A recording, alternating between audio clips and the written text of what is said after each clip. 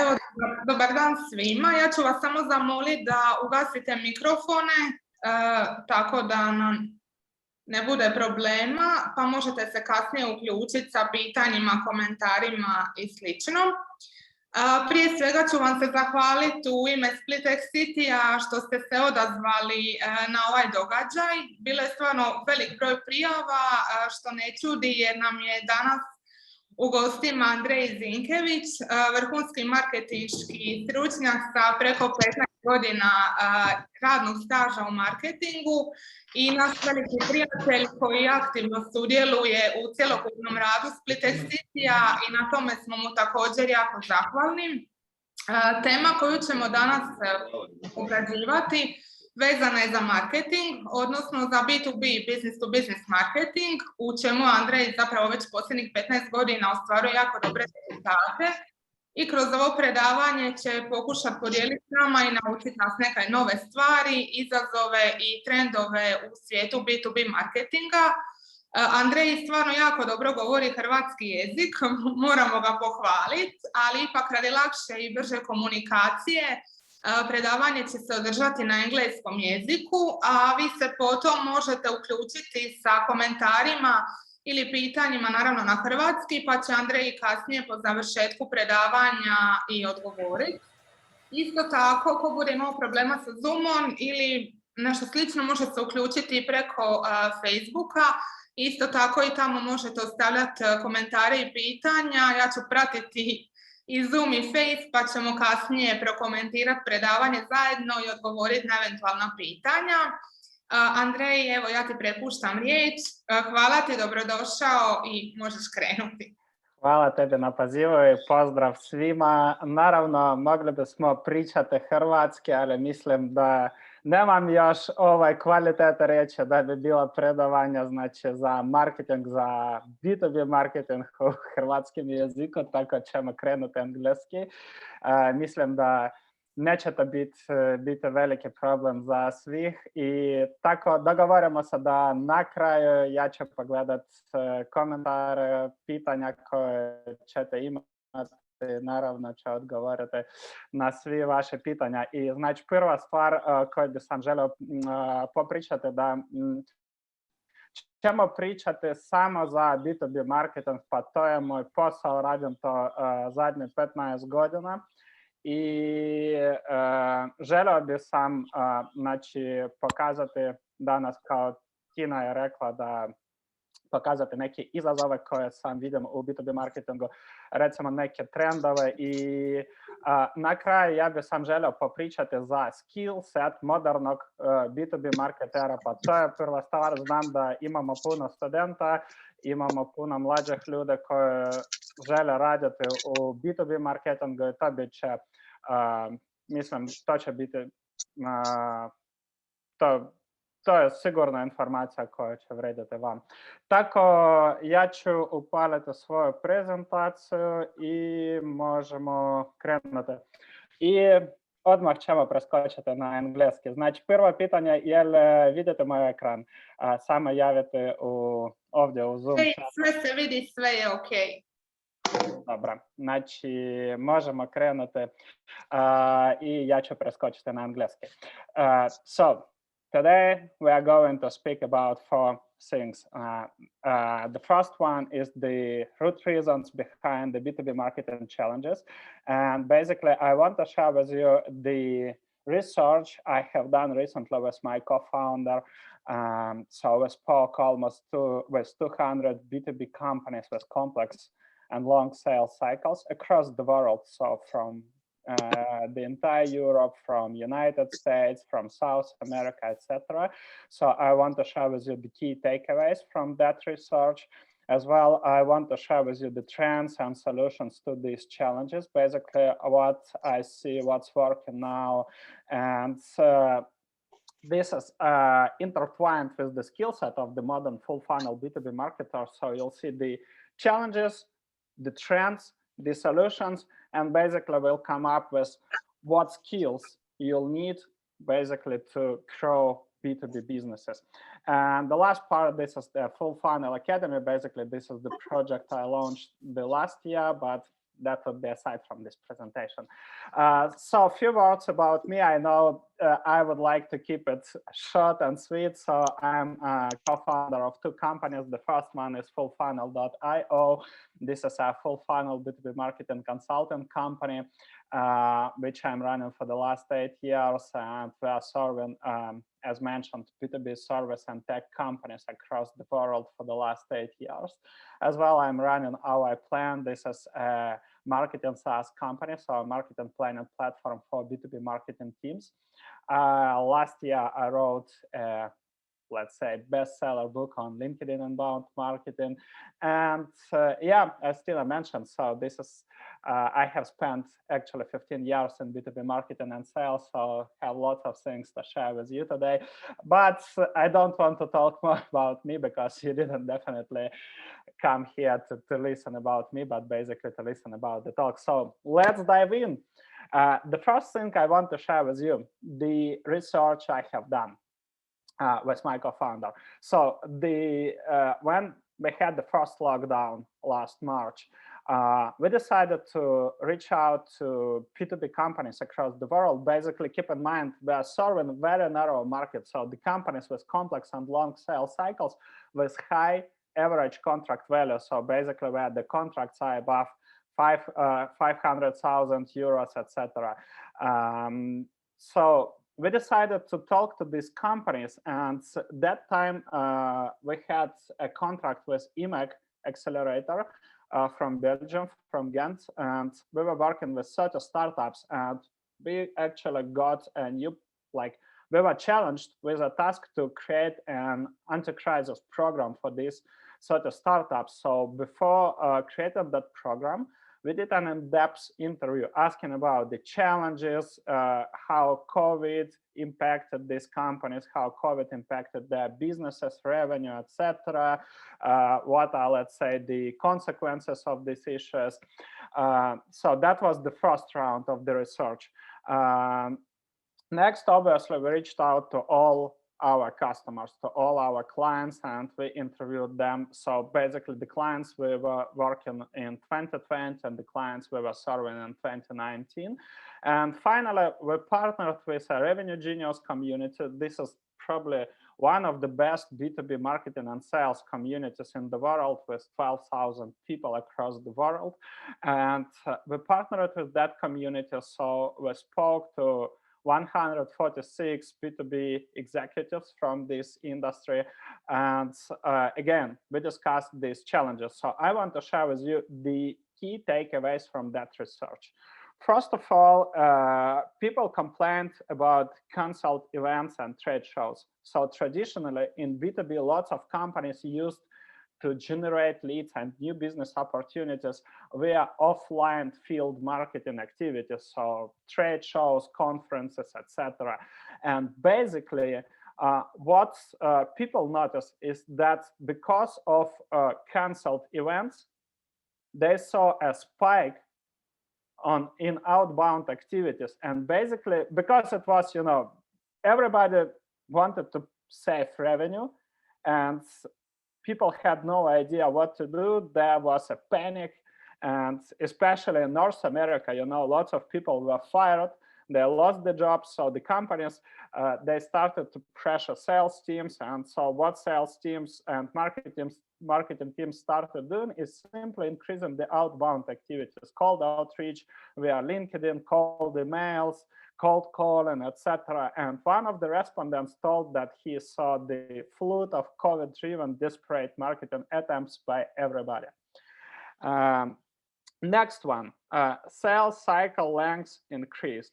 Basically, buyers became more critical, started to involve more people and take longer to decide. And there was one research by HBR, Harvard Business Review, where they stated that the number of people in the buying committee, basically people who are involved in the decision-making process, increased to 7 people, which means you are not talking only to, let's say, executives, to CEO, CFO, or anybody at C+ position. So the more complex, the more expensive products you are selling, the more people will be involved into that decision-making process. And obviously, more people are involved, the longer it takes to make the decision. The next takeaway is a content blindness. Again, aside from outbound activities, lots of companies that have never done inbound marketing, basically content marketing, writing in-depth articles, content promotion, content distribution, etc. Lots of them started doing these activities. And actually, what was the funny fact? So respondents stated that it's extremely hard to generate target traffic or motivate target accounts show up to their virtual events because of oversupply of this content, of these virtual events. And that's the huge problem. So basically, they were complaining, how can we get the attention of our target accounts? How can we grab this attention? How can we capture this demand? And that's a huge problem. Next one. Cost of marketing qualified lead significantly increased.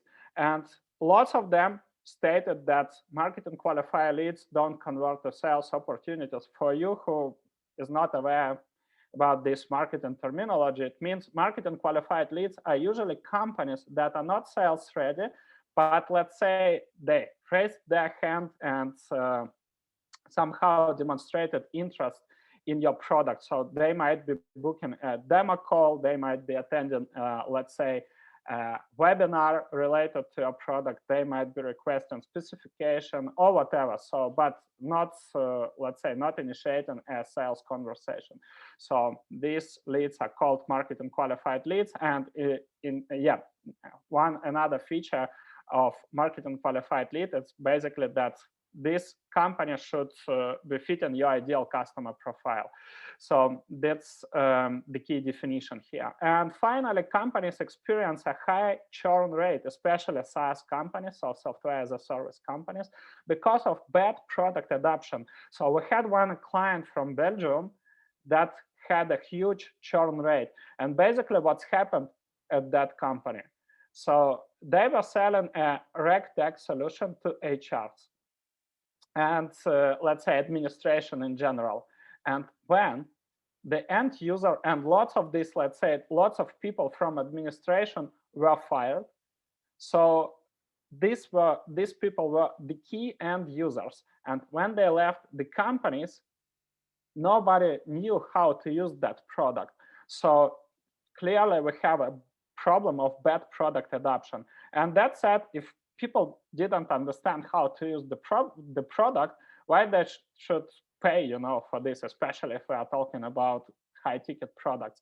And in this case, customers think about solution like this, a service like this, as a fancy, let's say, add-on, but not as a part of operational processes. So they tend to think about it as a cost, not as a part of their business. So these are the key 5 takeaways. Now let's discuss the challenges B2B companies face because of these takeaways. So first of all, the low response rate to outreach campaigns. Basically, everybody hates spam. Nobody wants to talk, that's the question. Have you ever bought any expensive product or service just from somebody who sent you a cold email or did a cold call? I honestly doubt. The same with paid acquisition. So most companies, there was a spike in paid acquisition, and because of this, it's hard to grab the attention. It's hard to generate qualified sales opportunities. So that's another problem. Marketing leads don't convert to sales opportunities. This is something that I explained previously. A low deal close rate and long sales cycle. And finally, there was another issue we identified, which is critical in B2B marketing: lack of alignment between marketing and sales. So when we were talking to these companies, we saw a huge problem that marketing quite often is working on completely different things than sales team. So marketing is like, let's say, writing some content for the social media, posting press releases, maybe doing some sort of digital marketing, like some sort of paid acquisition, etc., while sales are working on specific accounts. And these operations should be aligned. So marketing should be a part of sales in this case. So we don't call it like nowadays. I will tell a little bit later about this.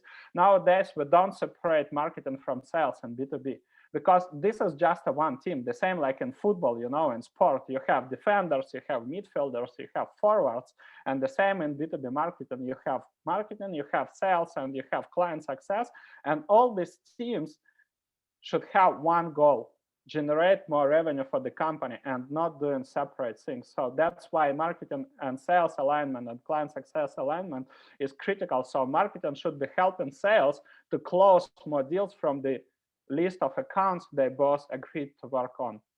Next one is reaching out to the relevant decision makers and converting more audience into opportunities.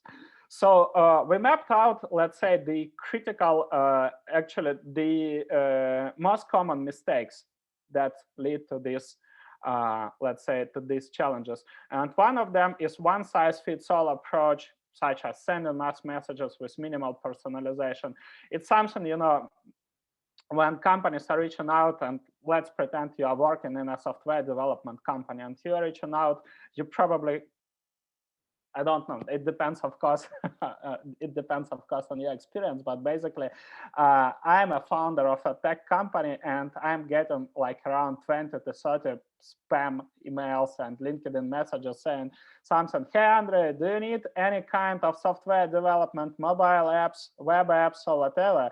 You know, just let us know, we can do whatever you want. And this is literally a spam. So this is, I'm always wondering, you know, what actually led you to think that I might have a need in your services? That's the first question. The second one, actually, like, what makes you different from any other software development company? So that's one of the most common mistakes. Next one, prospecting the decision makers only. So all these companies, you know, all these SDRs, all the salespeople and marketers as well, who are in charge of lead generation, they want to get the attention of, let's say, CEO, the executive. But this is what I was describing to you earlier. So the bigger accounts you are selling to, the bigger accounts you are prospecting, the more complicated is the sales process. And you need to, let's say, to talk to lower grade employees, lower grade team members. And it would be much more easier in this case to generate businesses and then get interest to the target decision makers. And basically, quite often from my experience, you can generate sales opportunities when talking to these, let's say, lower grade positions. Next one, broad market targeting. The key is that one of the key, let's say, one of the keys for success nowadays is a narrow expertise and narrow positioning. That said, let's say if you are operating in custom software development space, you can focus on healthcare or on fintech industry only and provide this niche expertise. Nobody wants to talk to, let's say, a generalist, a company that provides one size fits all, you know, services, saying, hey, this is what we can do, or just let us know what you need. That's one of the key problems why lots of B2B companies are struggling. Next, and the same with marketing, you know, I had a call with one of the, let's say, students from Belgium who is like intern at my client right now. And we were talking about involving him into some B2B marketing campaigns. And basically he told me, you know, I asked the question, so what are your goals? Would you like to stay in this company? And basically, in what types of campaigns you'd like to be involved? What would you like to learn? So basically, what can I train you? What kind of knowledge I can transfer to you? And this person told, well, you know, I just learned from school that marketing is all about creating awareness. It's all about letting more people know that our product exists. And this is a huge problem. Nobody wants to hire this marketer. Nobody wants to hire a generalist who know just, you know, lots of broad, vague things, but basically can't deliver, can't execute, and can't bring new revenue to the company. This is a huge problem of business schools and universities I see nowadays. And later we'll talk about the skill set of these of the modern marketers. Next one is absence of marketing positioning and unique value proposition. This is obviously aligned with the previous one, with the broad market targeting. Lack of warm-up programs. Quite often, I usually start any in-house workshop with the question when I have B2B marketing and sales teams. I ask a question: do you agree that people buy from people they know, like, and trust? They are not buying from companies. They say yes. So that's the key point. You need somehow make other people be aware about you, like you, and trust you. And that's the goal of these warm-up programs. So the more people inside of your target accounts, not all people in the world, but people inside target accounts are aware about you, the more companies on your target narrow market are aware about you, the better results are. Next one, lack of nurturing programs. This is something, again, that belongs to the skill set of a B2B marketer. Quite often, or maybe I will share with you one example. So basically, I highly recommend you to read one book, which is called The Ultimate Sales Machine by Chet Holmes. And Chet was running a consulting company for many years in the United States, serving actually companies across the globe. And he shared one interesting fact, that at any given B2B market, only 3% of companies are actively buying, while if I'm correct, 51% is just considering or trying to figure out what is their challenge, and the rest is actually on the consideration stage, evaluating different solutions. That said, lots of the companies are not actively buying, and you need to create the demand. You need to create the demand, so these companies will be considering you. Then they will realize that your service or your product is the best choice. And basically, then they will be ready to talk to you, to your sales team. And this is the goal of this nurturing programs. And quite often, lots of companies don't have these programs. So they want to cut the top of the funnel and the middle of the funnel and just focus on this, let's say, hot leads, companies that are actively buying. But this is the smallest amount of any given market. And finally, lack of creativity. Basically, if you are not creative, creativity is one of the skill sets of a modern B2B marketer. But it's not about, just to make it right.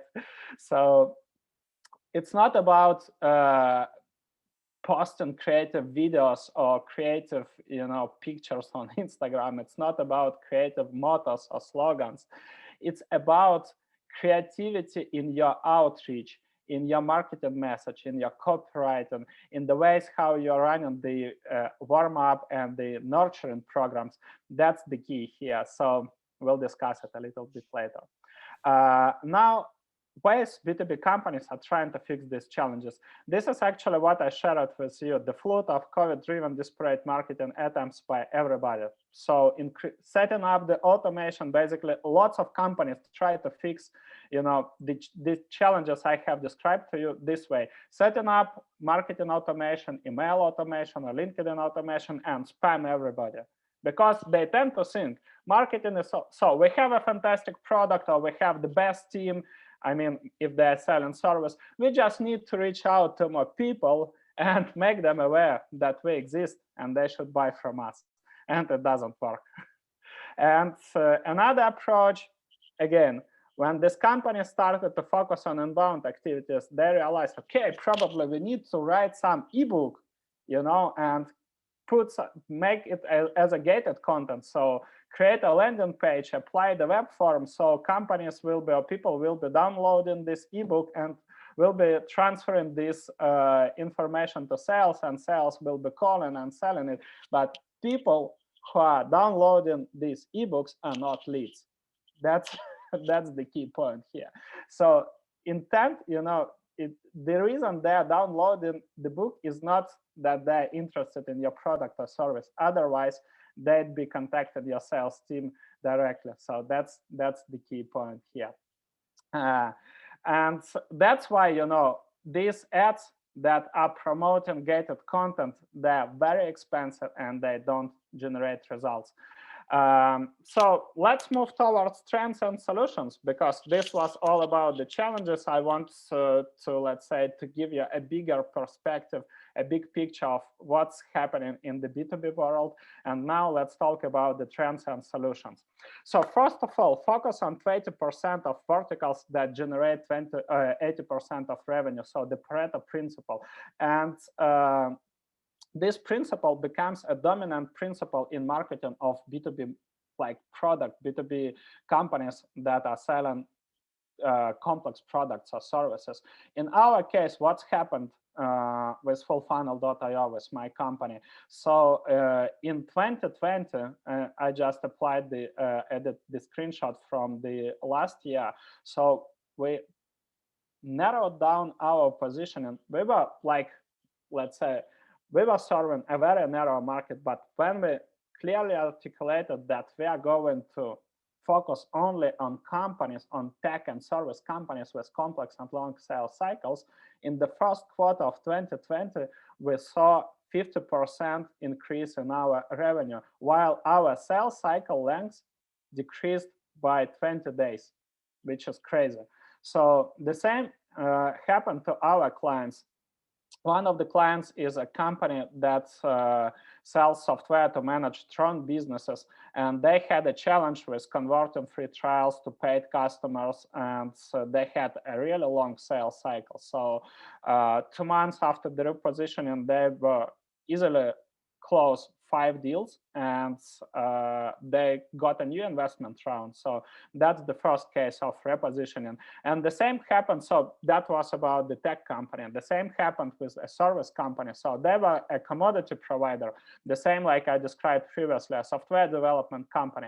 And after repositioning this company from software development company to, let's say, so their new positioning and their new focus was outsourced DevOps teams as a service for growing SaaS startups who use Kubernetes and Terraform platforms. So you see, it's like a very narrow vertical, very narrow market. They saw 50% growth in monthly recurring revenue. So how can you do it? Basically, you need to create account segmentation criteria, and that's a part of, let's say, of developing a go-to-market strategy, one of the skill set B2B marketer should have. So you need to be very clear what is a revenue potential of different prospects. And here is the brutal truth. You know, some companies can generate 10 times more, 50 times more, 100 times more revenue than others. So my question is, why should we serve and why should we approach these companies the same way? That's a huge, huge problem I see almost everywhere. So if a company can generate 100 times more revenue than other, shouldn't they have a dedicated, you know, specific targeted approach? Shouldn't be your marketing personalized to that company? Of course it should be. So that's why you need to have this account segmentation criteria. You need to be very clear what types of businesses, you know, can generate you a high revenue. You need to have a clear list or clear list of features of this company, so you can easily recognize this company and add them to a relevant marketing program. Next one, focus on 20% of activities that generate 80% of results. And this is the key point here. So double down on what's working for your company and leave 20% of your time and your budget for experimenting with new activities, with new campaigns, with new marketing initiatives or programs. So in our case, last year, I doubled down on LinkedIn, and still LinkedIn is a key platform for us to generate the demand and generate inbound opportunities for our business. And basically, in our case, we are generating 3 to 5 inbound inquiries. I mean, by inbound, I mean the companies are reaching out to me or to anybody from my team, asking about the services and initiating the sales call. So this is something that you always should be focused on. What's working? You should be always analyzing what's working for your business and double down on these activities and leaving the space for new experiments, trying the new platforms, new approaches, etc. Next, the key point here is that we need to have, basically there is a question. So if we want to launch a new program or a new campaign or a new initiative, how to, let's say, how to assure, how to guarantee that we'll have a, let's say, some win, especially in case if we have a long and complex sales cycle. So let's pretend our typical sales cycle length, is around 9 months.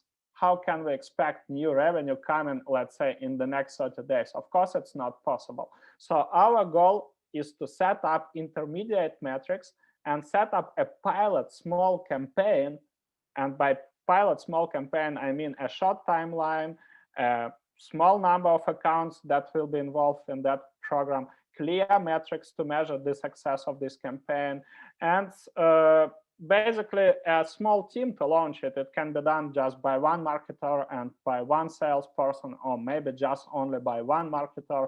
And this is how you can measure if this campaign has any chances to succeed in future, because quite often the decisions, I mean, the business decisions of stopping specific marketing campaigns are completely wrong because of the sales cycle length. So basically executives are waiting for quick results, but here is a question: how can you generate new revenue in the next 30 days if your typical sales cycle length is 9 months? It's not possible. So that's why marketing sprint is always a great solution for these challenges. So this is how you can launch new initiatives and test if something is working. So if you see that you are hitting the intermediate metrics, you can focus more on these things.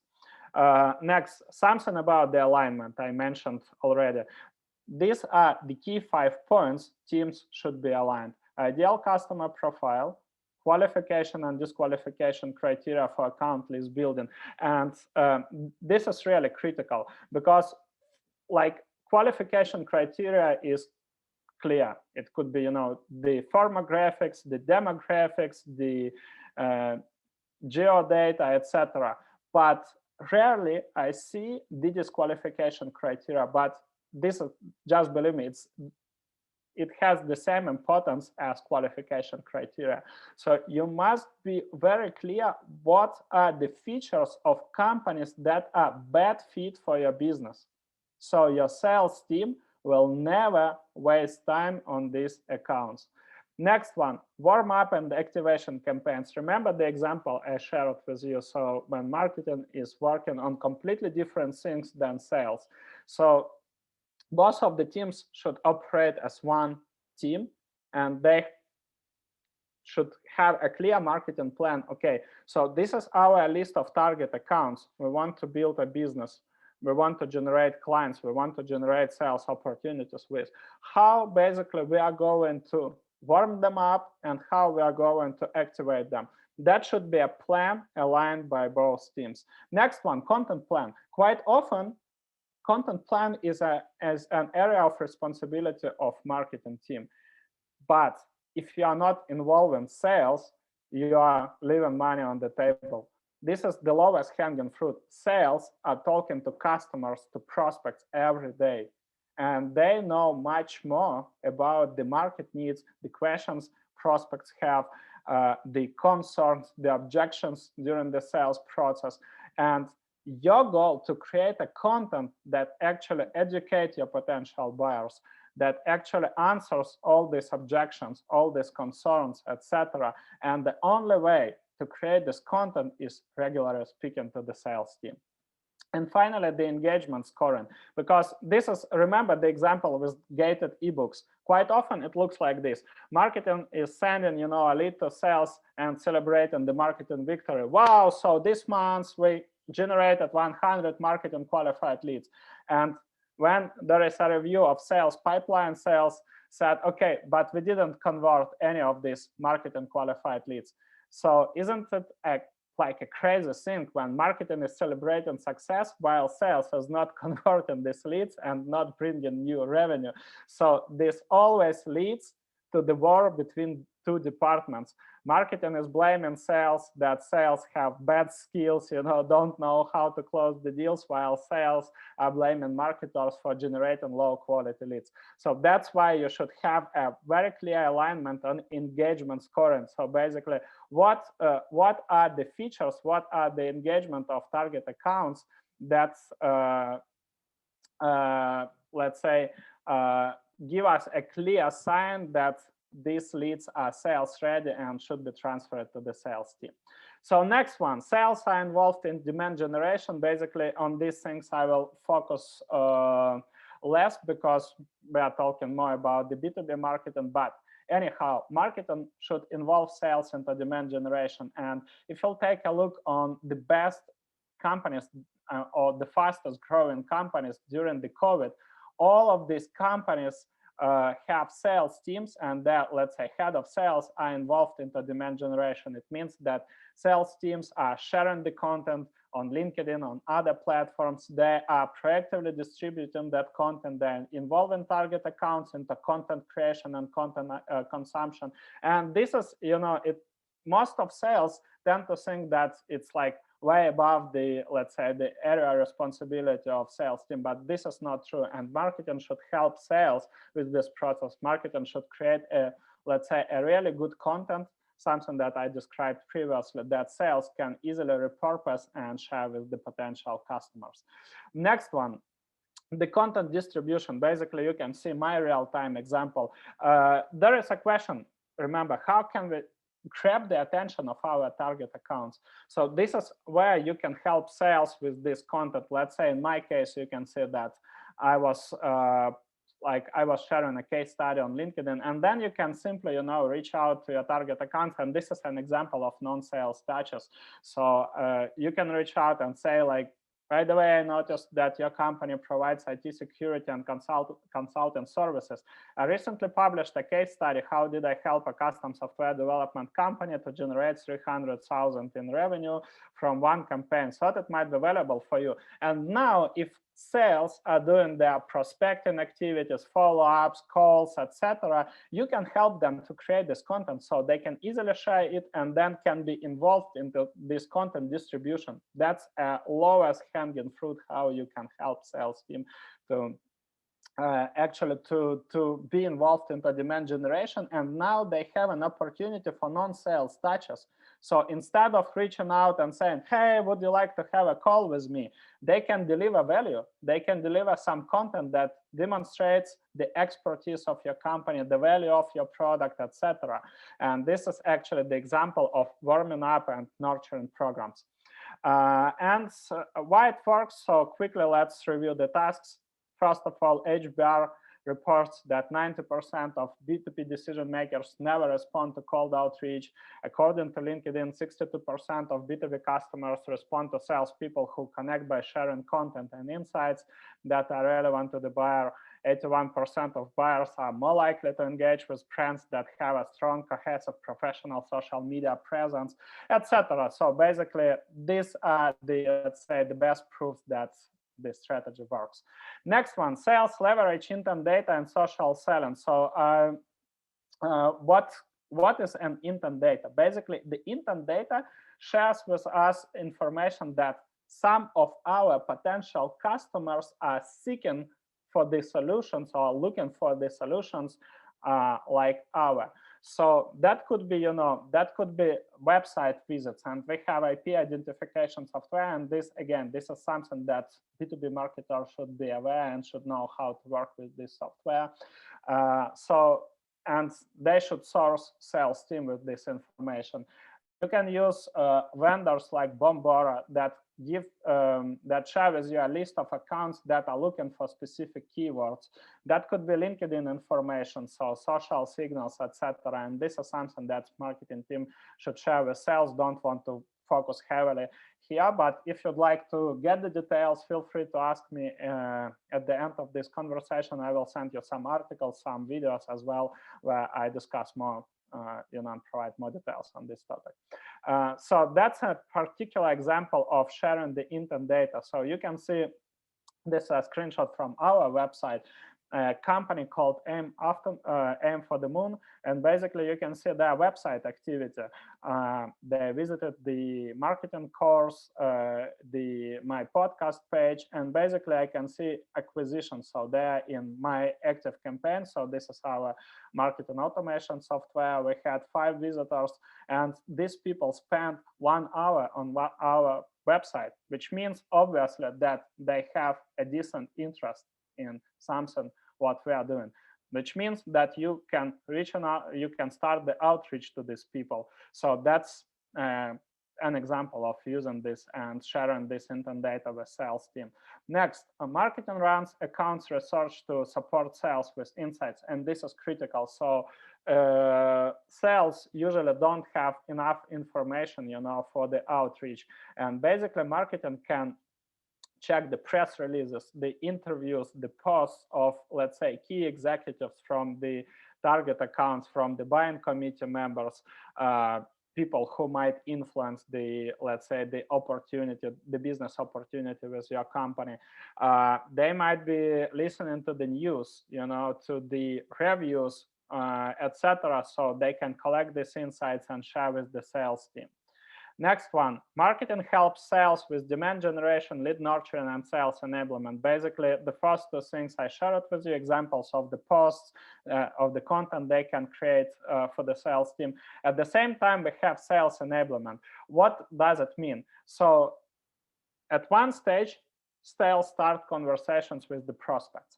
And the more complex product you are selling, the more questions potential buyers will have. And basically, this is an example of content hub that you can create for the sales team. And your goal is to create a dedicated content that will be answering all the questions, concerns, etc. that any given, let's say, job role from your target accounts might have. So in our case, you can see we're adding our case studies, testimonials, we are adding the benefits for different job roles, like, let's say, as a CEO, what can you expect from working with our company?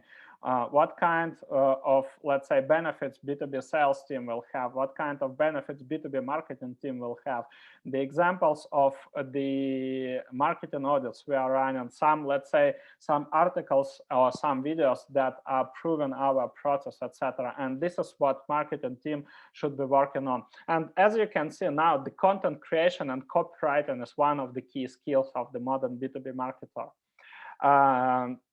Next one, marketing helps sales with highly personalized proposals. Remember the account segmentation criteria I shared with you, and I told that if one company can generate, let's say, 10 times, 20 times more revenue than other companies, why should we approach them the same way? Of course, we should personalize our outreach, our prospecting, our marketing programs. And that's the key. So if you can see, this is an example of proposal I was writing to one of our customers at that time. This, of course, it was just a prospect. It wasn't a customer. And you can see the cycling and B2B sales. And quite often you might be wondering, what do cycling and complex B2B SaaS have in common? And I did a research. I knew that CEO of that company is a huge fan of cycling, and in his free time, he likes to go to Ardèche. These are the mountains between France and Belgium, and he is posting pictures, from the cycling trips, etc. So, and during one of our conversations, he mentioned that he is looking to for some help with developing a new go-to-market strategy. And this is how I used all this information. I combined it into one proposal, and you can see, like, This is how I made the parallels. Enjoy your ride, pass through the beautiful hills like Ardèche or Haute Loire, and come back safe. You plan your route, analyze the road and weather, prepare snacks and water, figure out the rest points, charge your phone, and much more. Otherwise, you can get stuck somewhere in the mountains for somebody to come and help you out. The same is with a growing complex B2B SaaS. You would create a marketing strategy that includes, and the most lucrative market segments you'd focus on, and the ideal customer profile and their buying journey at the root. So you see the parallels. And then I bought a book with it's a printed book with 30 most beautiful cycling destinations in Europe, and packed it, so printed this and sent it as a direct mail parcel to that person.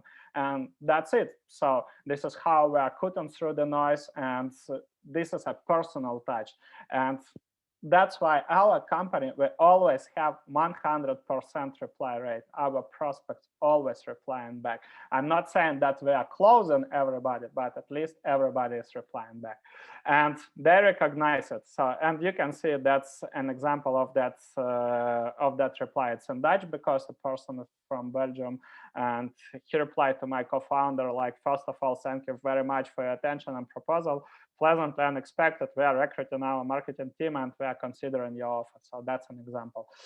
Next one, client success supports marketing with insights from in-depth interviews with customers. But if you're working for small organizations where you don't have a dedicated client success officer, that should be a part of marketing. Marketing should be running in-depth customer interviews, helping new customers to adapt the product, to avoid the churn problem I described earlier.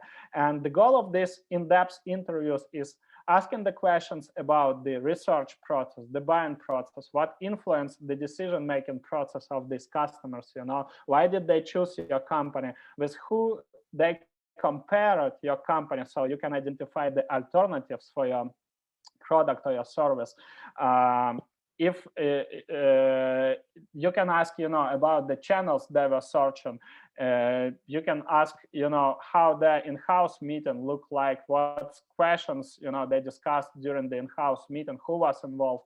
And this is how you can identify the buying committee. And that's the goal of B2B marketer as well.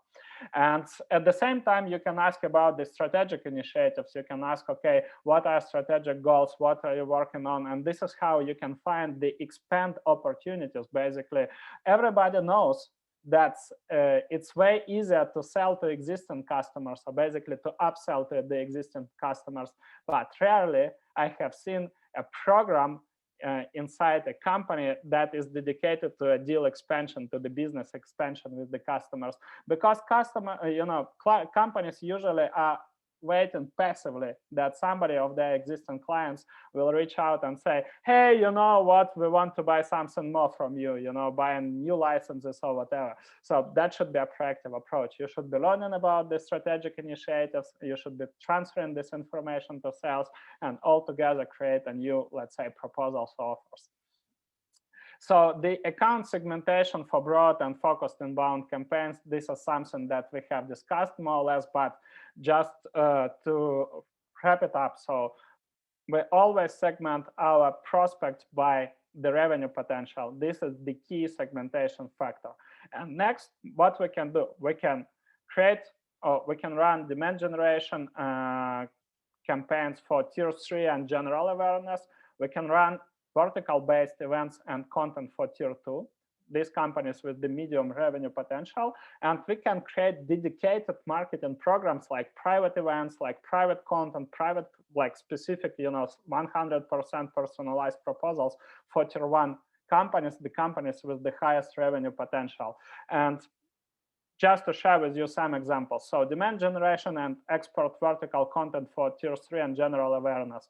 So I'm sharing lots of, let's say, top of the funnel content and posting it as a guest post on well-known resources like this one was posted at Sales Hacker, which is one of the, let's say, most famous platforms for B2B tech companies. I have articles on Conversion Excel, on Smart Insights. I'm giving talks on like podcasts like B2B Growth Show, the top one by Nathan Latka. I'm right now will be giving a talk at AdWorld conference, which is like one of the most known marketing conferences in the world. So that's an example of, let's say, demand generation and export vertical content for tier 3. And as I mentioned, I'm doing these programs on LinkedIn as well.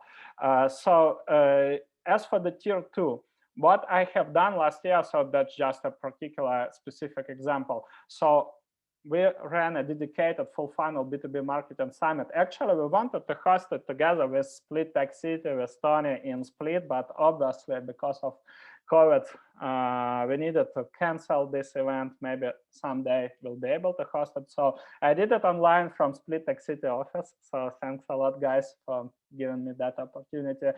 And actually, it was a 5-day summit with 56 speakers across the globe. We had around 4,000 attendees. And what we did, so we bought specific gifts from like, these were the gifts, you know, like lavand bags, soap, all creation products. And we packed it with, I wrote personal, you know, notes for each of the speakers, and we sent direct mail parcels to United States, to Australia, to European companies. And lots of the speakers, you know, when they received this, let's say, parcels, they were making pictures, sharing it on social media, and that was fantastic opportunity as well. You know, that was a fantastic awareness.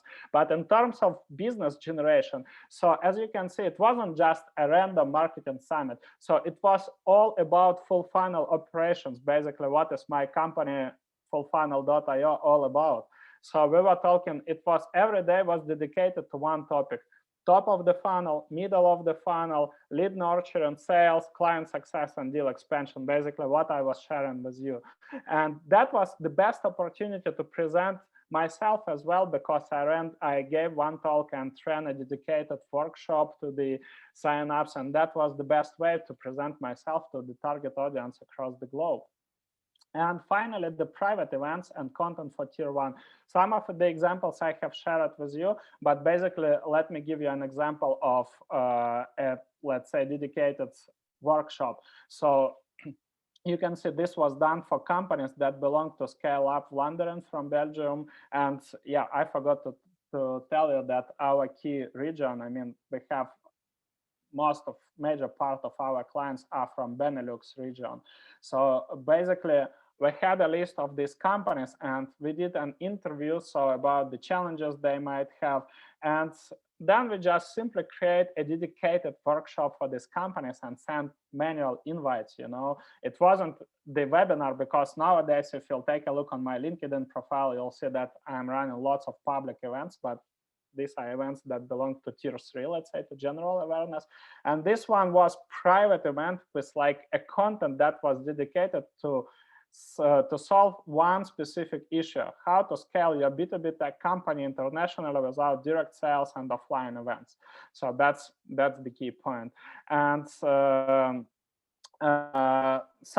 more things about demand generation, something that you need to be aware of: involve target accounts into content creation. Basically, this is highly aligned with what I said about involving sales, and at the same time, you should be involving your target accounts, and that's the role of the marketing team. You should be reaching out to the prospects, to the thought leaders, and ask to contribute to your marketing content, because that's the best way. You know, if they agree to contribute to marketing content, then they would be happy to. Not all of them, of course, but lots of them will help you to promote this content. At least they will share these articles, case studies, or whatever inside their organizations, and this opens the doors for you to start the, let's say, conversations with these accounts. Market researchers, this is something, the example I shared with you. So once we did this research with let's say, when we spoke to these 200 B2B companies, we published a market research on Revenue Genius magazine, which is, again, one of the most popular websites for the B2B tech companies across the world. And we involved these 146 people from the Revenue Genius community. And that was a fantastic article in terms of PR, etc.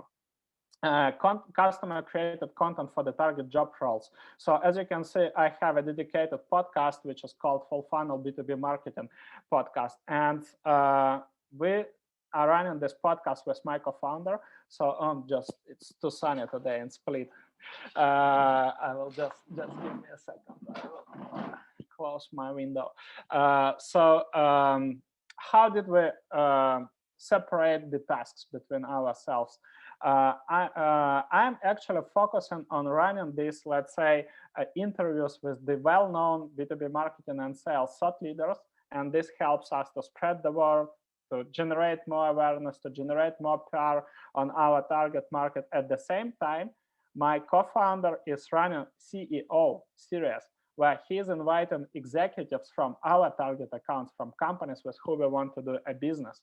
And this is a best content that we can share with the future prospects, with some other customers, and this is the best way to deliver value upfront, to promote these target accounts and start conversations with them.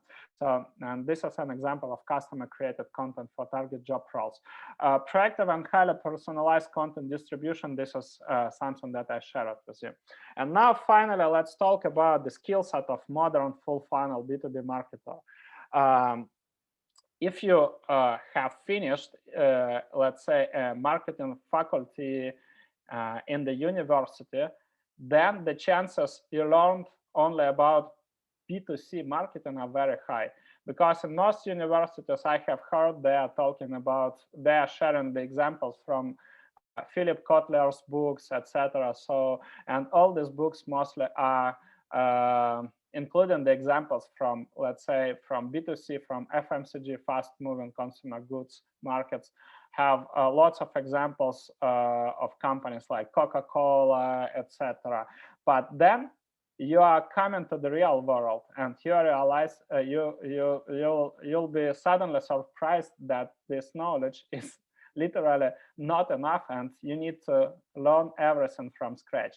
And now, if you are going towards, let's say, B2C marketing, or quite often you might be working for a B2B company, but that is selling low ticket, basically cheap service on a mass market, and this will require completely different skill set.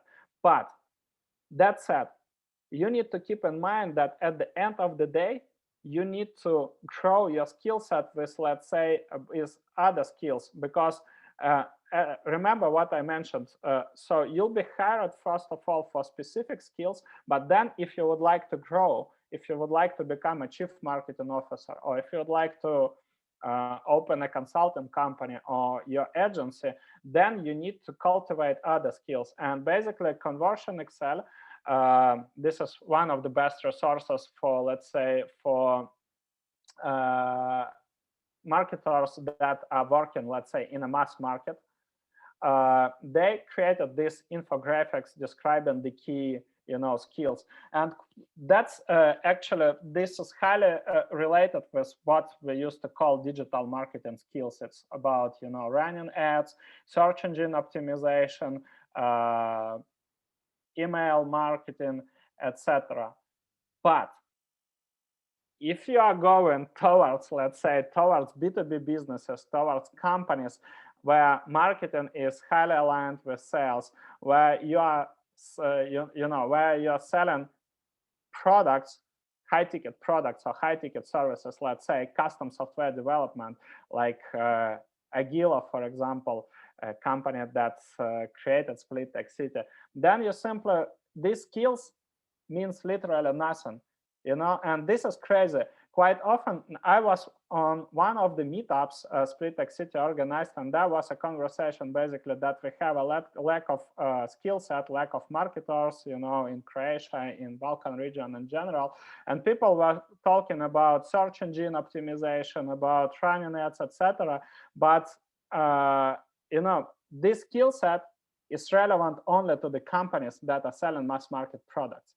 And if you are selling, if you are selling professional services or high-ticket B2B products, this is a skill set you should forget about. And basically, my presentation was all about the things you should be doing as a B2B marketer. What you should learn is, let's say, what I call a full funnel B2B marketing. You need to know how to create a go-to-market strategy. And basically, it means how to select the right market segments, how to adapt your positioning and unique value proposition to these segments, how the customer journey or the buying process of companies at this market looks like. That's the part of go-to-market strategy. Next is demand generation. Basically, how can you attract the attention? How can you grab the attention of your target accounts? How can you make them aware about your product? How can you educate them about your product and your solution and the benefits your product provides? Next one is activation. So how can you warm up this account? How can you activate them? How can you make sure that they're actually consuming the content you are going to share with them, and how can you share this data with the sales team? Sales enablement, intent data, and account resource, something that we were talking about, client success and deal expansion programs. So these are the things you should be learning as a B2B marketer, and this is what let's say, B2B companies are expecting from you. So it's not about running, search engine optimization or running ads, because you solve it's just one piece of a big puzzle. And this is the skill set you need to learn. And if we'll divide it into two parts, basically the key marketing skills you'd be focusing on: the full funnel strategy plus account-based marketing. And unfortunately, this is something that you'll never be able to learn from the school or university or from the college.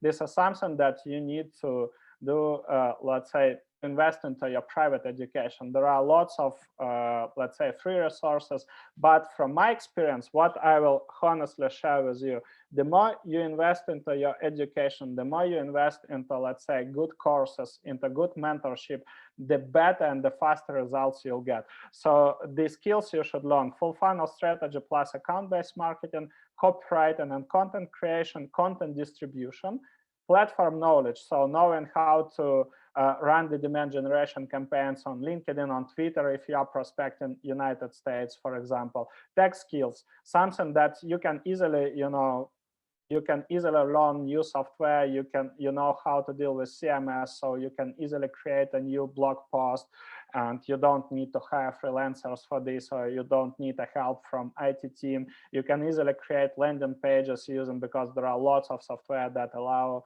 you quickly create landing pages, etc., and how to run lead nurturing programs. And in terms of soft skills, there are 5 key soft skills you should be cultivating. Discipline, because everybody by default expects that you'll be delivering, that you'll be executing. Next, proactivity. And by proactivity, I mean that you should have this willingness to take the action and responsibility, be the owner of the project, initiate new ideas, initiate the execution, and not just passively waiting, for the tasks. Curiosity, willingness to learn, not expecting, not saying that I don't know how to do this, but basically you got the task, you can ask where you can learn. Do we have any in-house resources to learn from? If no, then can you recommend any communities or whatever where I can ask the questions, or YouTube channels, or people, maybe thought leaders on LinkedIn I can follow, or courses I can consume, etc. Humor and optimism, because everybody hates to work with toxic people. And finally, communication, because you can have the 4 skills that are, let's say, very well developed, but then you suck at communication, and then it literally becomes a bottleneck. So you still need to communicate clearly with people, and you shouldn't be afraid to talk to the people. That's a key point for success.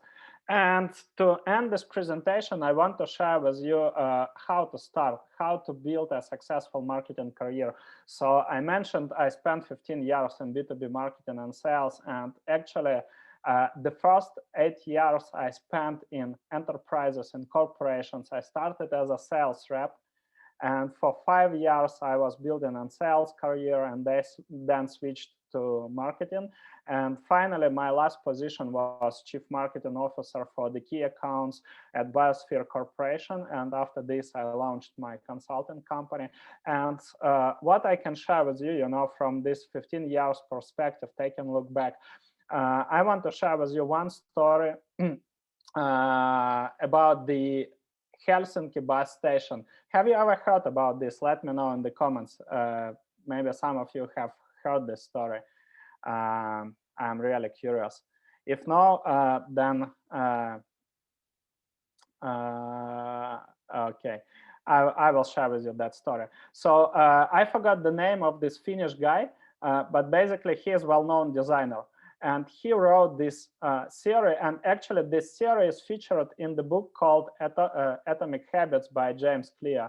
So highly recommend you to read this. And basically what he said about, he was given a lecture to the designers in Helsinki University, and he gave a very good talk about how to become a professional. And he said, look, what's happening in our career. So we are finishing the university, let's say, and let's say we are jumping from one career to another, and we are starting our marketing career right now. And now we are staying at the bus station, and in Helsinki they have a huge station and they have lots of buses.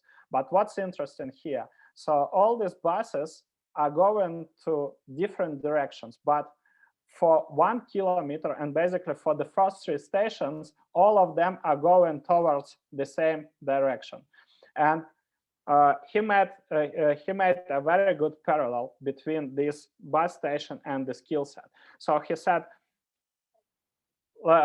let's say for the first, I will make a marketing parallel. Let's say you decided to learn search engine optimization and work in a mass market product. And then you are learning this for the 3 years, and then you realize that you're going to the interview with one company, and they said, well, we don't need the CEO guy. Basically, what we need is somebody who might run Facebook ads for us. And you're, oh my God, so I wasted time, all these 3 years I was learning the irrelevant thing. So basically, you are coming back and you pick up a new bus and start and go into a new direction, saying, okay, now I'm learning the Facebook ads, and you're learning it for the next 3 years, and then you realize that a new company says to you, okay, you know what, we're actually expecting that you can create content for our company. Basically, we need, we don't need Facebook ads, and basically it doesn't work in B2B or whatever. So you need to be a good content marketer. So you're coming back and picking up a new bus. But basically what I want to suggest to you, decide what niche you would like to focus. Mass market products, as I said, they require completely different skill set from, let's say, complex B2B businesses. And if if you'll be working in e-commerce, that will require completely different skill set. If you'll be working for marketing agencies, again, it depends on what industries these agencies will be serving, but it will require different skill set. So decide on what niche you'd like to focus on and start growing your key skill. So it could be a content creation. This is what I was sharing with you. You can focus on copywriting and content creation, and that could be your #1 skill, while you'll be developing yourself as a T-shaped marketer and learning step by step other important skills.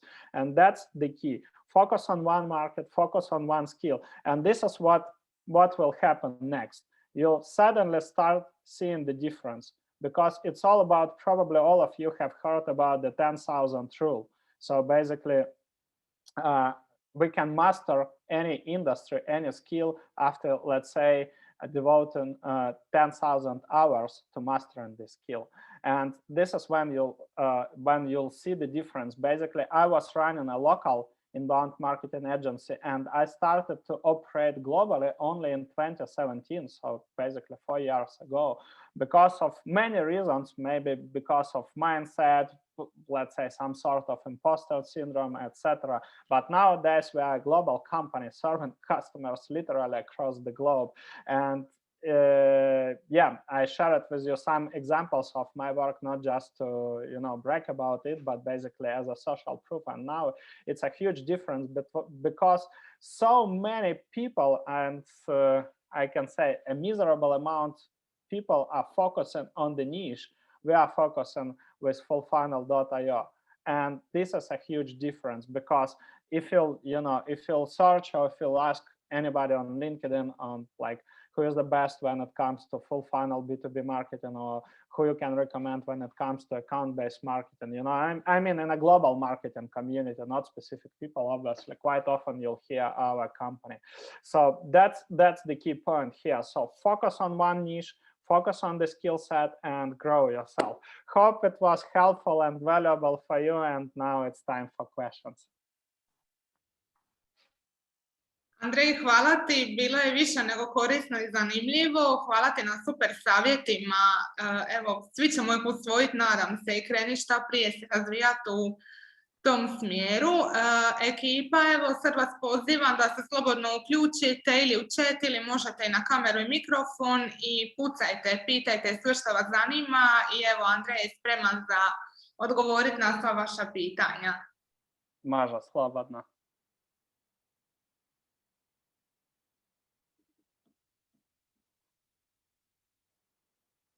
Ako imamo neke pitanja na Facebooku, slobodno. Evo, na Facebooku trenutno nema ništa, baš sam pratila. Ako bude, odmah reagiram. Ok, dobro.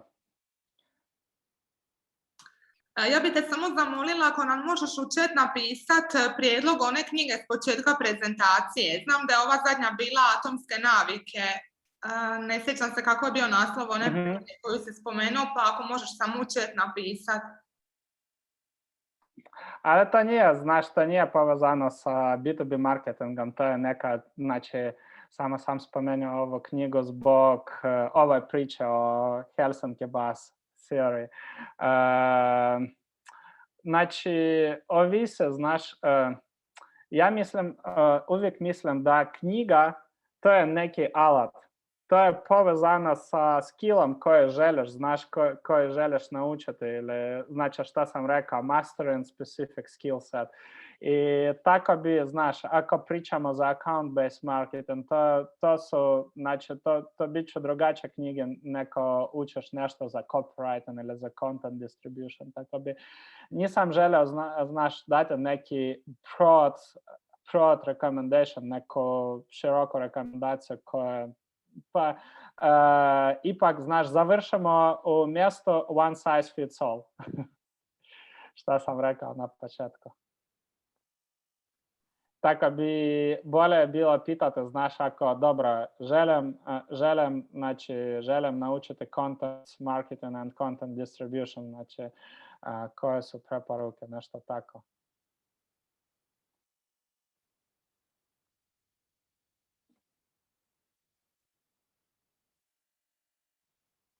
Ako imate neke pitanja, ekipa, slobodno pitajte. Ne mora biti pitanje, možete se slobodno uključiti sa komentarima. Ako nema ništa, možete slobodno naći mene na LinkedInu, Andrei Zinkevich, i možete slobodno javiti i pitati mene tamo. Tako. Ja sam otvoren. Isto tako, snimka predavanja današnjeg, kao i svih dosadašnjih, nalazi se na YouTube kanalu Split City-a, tako da vas pozivam da se pretplatite, da pogledate predavanja i da podijelite sa svim zainteresiranima koji se možda danas nisu stigli uključiti, a voljni su naknadno pogledati ovo predavanje ili bilo koje smo do sad održali. Super, hvala vama na pozivu, tebi i Toniju. Tako, ako neko ne znam, jel imamo studenta danas, ali ako bi neko želeo doći na neki internship, pa imam puno klijenta koje traže sad B2B, ali znači pričamo za ovaj skill set koji ja sam ispričao. Tako. Ako želite razvijati se recimo u ovom smjeru i to je za vas zanimljivo, imamo i neke specifične potrebe u sebe u fullfunnel.io, tako ako bi neko želeo ili imate nekog prijatelja, prijateljnice koje imaju želje razvijati se u ovom smjeru, slobodno javite mene na LinkedInu. Super, Andrej, hvala.